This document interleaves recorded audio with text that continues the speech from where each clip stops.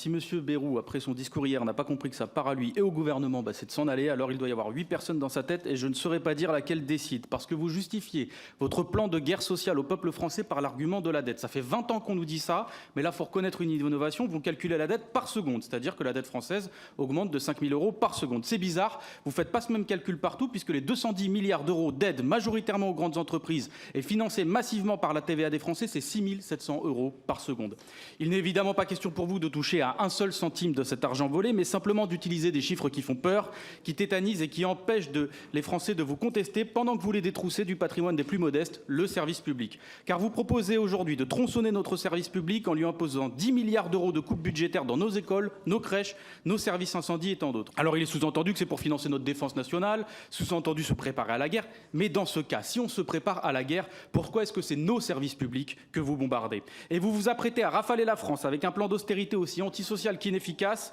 avec une année blanche qui va affecter tout le monde, mais où les seuls à s'en sortir sereinement seront encore et toujours les très hauts revenus et les super profits des entreprises, puisque leur contribution va reculer par rapport à l'année dernière. Et ce que vous faites en proposant de vous en prendre aux malades en affection longue durée est d'une lâcheté pitoyable, et je vous le dis, ça va vous suivre longtemps, parce qu'au fond, votre premier réflexe en temps de crise, c'est d'aller frapper dans la vie des diabétiques, des petits cons la mycoviscidose, des ouvriers avec des handicaps lourds, des malades d'Alzheimer, plutôt qu'aller frapper à la porte de Bernard Arnault.